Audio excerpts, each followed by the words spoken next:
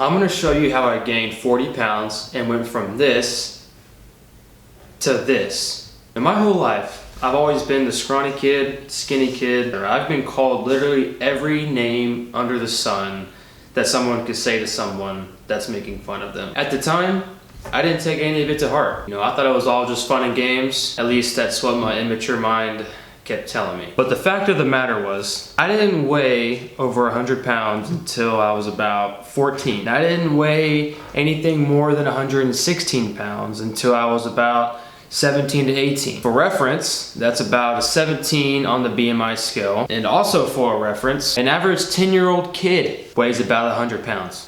Yeah, no wonder why I was being picked on. Another fun fact, my diet back then, 100% fast food, 100% pizzas, Cokes, farthest thing away you can imagine from a healthy diet. And really anything you would see an average 5-year-old kid eat on a daily basis. You're probably wondering, how was I not fat as a kid? I had no idea about calories in, calories out. There was probably days where I would eat close to 3,000 calories, but along with that, because of all the poison that I ate and fed myself with, I really had no appetite the next few days. And along with all the sports I played, along with all the running around, biking all over town, because that's what we did when we were in middle school, I was burning way more than I was actually consuming on an average basis. Rarely do I think genetics actually had a part in it. Maybe it might have boosted my metabolism a little bit more than the average person, but the reality was I was not eating enough. Now on to how I actually gained 40 pounds.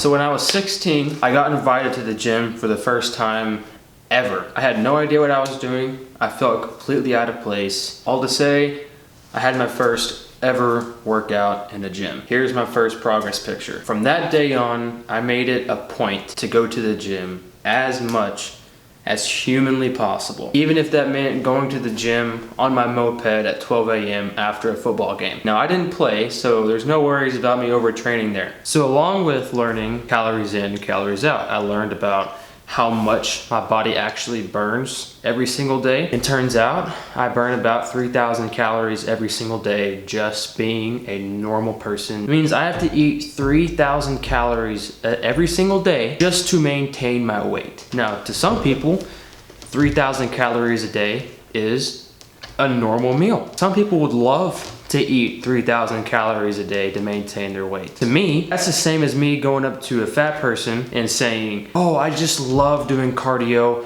and I love eating 1,600 calories a day every single day. They would look at me pretty crazy too. Long story short, it does not matter if you're a fat person trying to lose weight or if you're a skinny person trying to gain weight. The reality is, no matter what you do, changing your life in any way is one of the hardest things you could do. Now to me, 3,000 calories a day is a ton of eating. So how do I get my calories in? Well, a lot of the times I drink my calories. I make a bulking shake almost every single day after I eat dinner. That's about 1,300 calories. Theoretically, I would really only have to actually eat about 2,000 calories a day and then just chug my bulking shake that I make. I'll be at about 3,300 to 3,500 or even more depending on what I have that day. The thing that works best for me that is easiest on my stomach is bulk 1340. It has 1,340 calories every serving. I normally do half a serving. I also mix it with peanut butter, bananas, and milk as well. That's why it's the last meal of my day, because if I've eaten 2,500 calories that day, I really probably should not have, 2 servings of this, 2 bananas, 2 servings of peanut butter. I can mess around with the serving sizes to get it to where I'm getting about 3,300 to 3,500 calories every single day. But fast forwarding to reality, being in a small surplus every single day, this has not gotten any easier.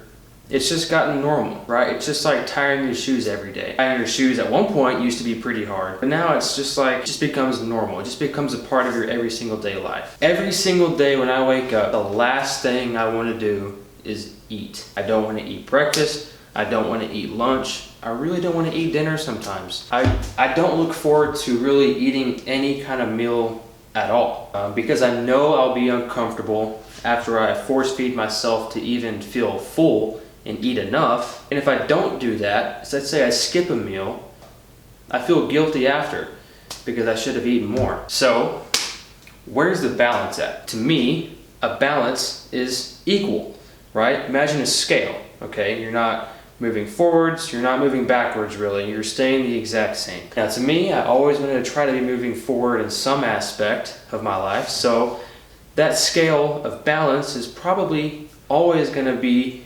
leaning more towards the forward direction and be a little bit unbalanced, and that's okay, because the thought of me going back to where I was before I started any of this absolutely terrifies me. So I'm willing to do anything. I have no other option than to make this work and to keep moving forward, right? Or else, you know, I'm gonna be just like I was back when I was 16, which, like I just said, terrifies me, and I don't want to do it because I know how that felt, and I know all the emotions I had being like that, and I never want to be that person ever again. And you know, the feeling of making progress and the feeling of changing your life for the better is worth every single thing it took me to do to be who I am today. I still work out every single day. I still eat in a surplus almost every single day. And you know, I'm still trying to slowly gain weight. It is now a staple of my routine, no matter how busy I am, no matter how much I have going on that day. If I'm traveling, I get up earlier, or I do it later. You know, it doesn't matter.